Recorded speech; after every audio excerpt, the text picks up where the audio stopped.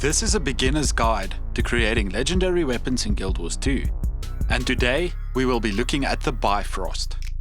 The Bifrost is a really cool looking staff that surrounds the user's body in rainbows as well as a light aura. It also leaves behind rainbow footprints as well as a small rainbow every few steps. To craft the Bifrost, you will need the following 4 components: the Legend, which is the precursor, the Gift of Bifrost, the Gift of Fortune, and the Gift of Mastery. Each of these components, except for the precursor, are made up of components of their own, and the order in which you collect them is up to you. However, I do have a recommended order of doing things, which I will share later on in this video. So let's take a look at how you can collect all of the items required to create the 4 main parts of this legendary. The Legend can be bought on the trading post, which at the time of this video is going for roughly 500 gold. It can also be earned through a series of collections that you access via the achievements panel if you are interested in doing it that way. However, I will not be covering that in this video, as I find that you spend more gold on completing the collections than you do simply buying it on the trading post. To check whether doing the collection will be cheaper than buying it on the trading post, you can visit gw2efficiency.com. Lastly, just like any of the first generation precursors in Guild Wars 2, the Legend can actually be dropped from enemies in the game. So make sure that you have completed the Advanced Logistics Mastery and that you tick all of the auto loot functions in the options menu. If you do decide to buy it on the trading post, then you should put in a buy order to save some gold for the rest of the legendary. However, if you do not have the patience to wait for your order to come through, then you can go ahead and buy it at the selling price. The Gift of Bifrost is one of the more expensive parts of this legendary. It consists of the Gift of Energy, the Gift of Color, 100 Icy Runestones, and a superior Sigil of Nullification. To craft the Gift of Energy, you will need a character with artificing at level 400. You will also have to buy the recipe from Miani for 10 gold. Miani is next to the Mystic Forge in Lion's Arch. Once you have done this, you will have to combine 250 piles of Radiant Dust, 250 piles of Luminous Dust, 250 piles of Incandescent Dust, and 250 piles of Crystalline Dust at the artificing table. To craft the Gift of Color, you will need a chef at level 400. You will also have to buy the recipe from Miani for another 10 gold. Once you have done this, you will have to buy the Gift of Zyatan from the Dungeon's Weapon and Armor vendor for 500 shards of Zyatan. The Dungeon Weapon and Armor vendor is just south of the Fort Mariner waypoint in Lion's Arch. To obtain the shards of Zyatan, you will have to do the Ruined City of Arad dungeon or reward track in either PvP or World vs World a few times. All of these options are good, as they will reward you with additional gold and materials that you can use later on in this legendary. Combine the Gift of Zyatan with 100 unidentified dyes, 250 piles of crystalline dust, and 100 opal orbs at the chef station to create the Gift of Color. The Icy Runestones are a part of the legendary that you unfortunately have to spend gold on. They cost 1 gold each and you need 100 of them, so it adds up to a total of 100 gold. You buy them from Rojan the Penitent, who is northwest of the Earthshake waypoint in Frostgorge Sound. If the Drawmack event is running, then Rojan may not be there and you will have to wait for the event to end before he returns. The Superior Sigil of Nullification can be obtained in many ways, such as the option to choose it as a level reward when you reach level 64 with any character, but the quickest and easiest way would be to simply buy it on the trading post.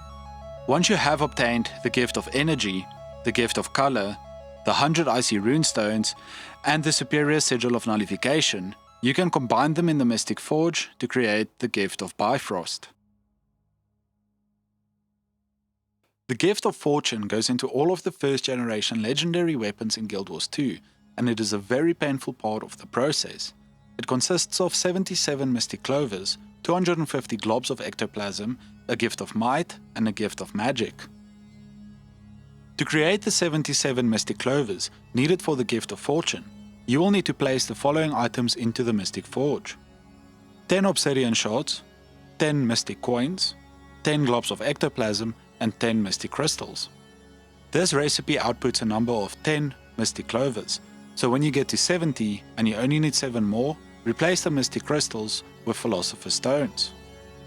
This recipe only has an approximate 32% chance to return mystic clovers, and can instead return a number of different tier 6 materials, some of which can be used in the Gift of Might and the Gift of Magic, so it is important to do the mystic clovers before doing those.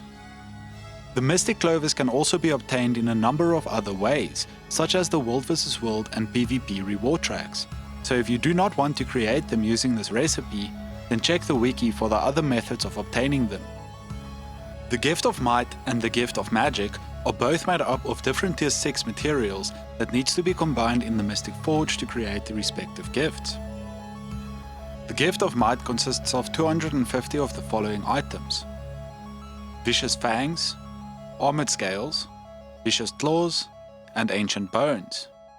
The Gift of Magic consists of 250 of the following items: Vials of Powerful Blood, Powerful Venom Sacs, Elaborate Totems, and Piles of Crystalline Dust.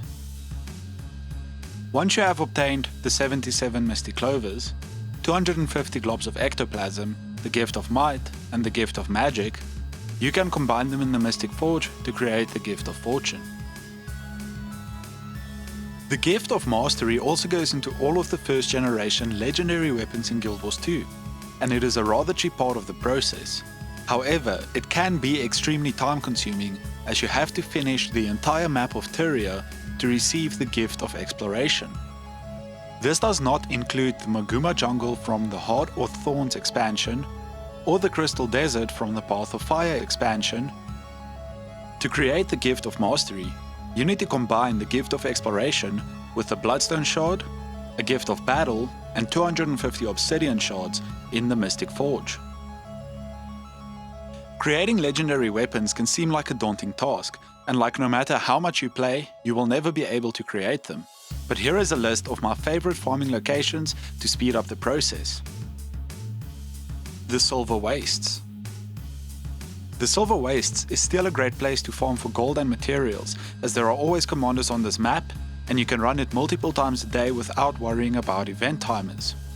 When you do the Silver Wastes, you will also receive a lot of Obsidian Shards during the chest farm after killing the Vine Wrath. Tangled Depths and Auric Basin. The Tangled Depths and Auric Basin map metas are a great place to farm for resources, and they always happen directly after one another. Each of these will also reward you with the option to choose an amalgamated gemstone as your reward once per day, which you can sell on the trading post for a bit of extra gold.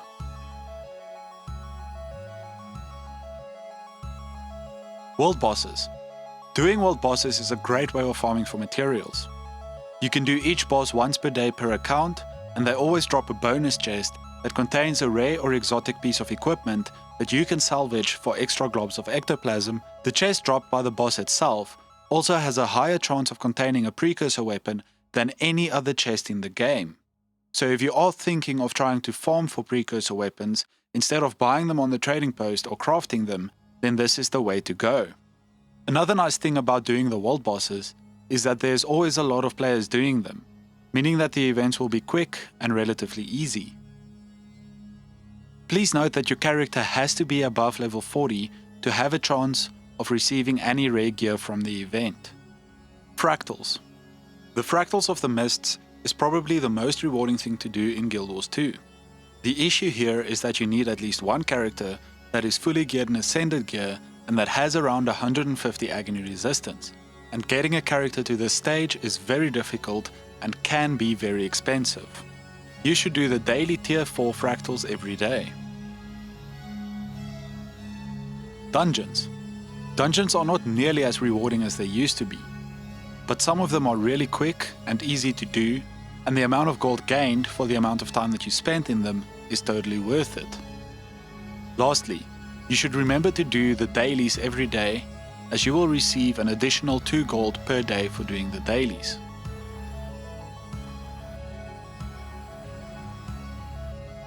To make the process of crafting this legendary as fun as possible while still saving some gold, I recommend that you do things in this order.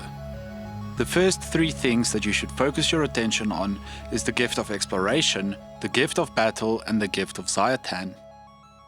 You can do them in any order you like, but I recommend first doing the gift of exploration while doing the daily PvP and World vs World achievements. This will reward you with potions that further the progress of your reward track in both PvP and World vs World. So make sure that you have the gift of battle reward track selected in World vs World and the Ruined City of Ara dungeon reward track selected in PvP. If you do things in this order, then you should finish the gift of battle and the gift of Zayatan before finishing the gift of exploration. The reason I like to focus on these 3 things first is because you will end up receiving a lot of materials that you will need later on in the legendary, such as Mystic Clovers, Obsidian Shards, Tier 6 materials, and globs of ectoplasms from salvaging rare and exotic gear. When you are doing the gift of exploration, you should make sure that you have gathering tools equipped and that you gather every single resource node that you run past. The next thing that you should focus on is the gift of fortune, starting with the Mystic Clovers, as this recipe may also return some of the other tier 6 materials required for the rest of this legendary. After doing the gift of fortune, you should finish the gift of mastery. Next, do the gift of Bifrost. Lastly, we have the precursor. I like to put in a buy order for precursors when I start the process of making new legendary weapons. But I know that there are a lot of players that like to do it at the end, so when you want to get the precursor, it's up to you.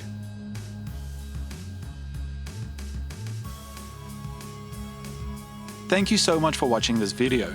If you found it helpful, then please give it a like and share it with your friends who may want to create this legendary weapon in the future. If you have any questions, please feel free to ask them in the comment section of this video. And if you want to create another legendary weapon, but you don't know how or where to get started, then consider subscribing to my channel, as I will be bringing out more guides like this one in the near future.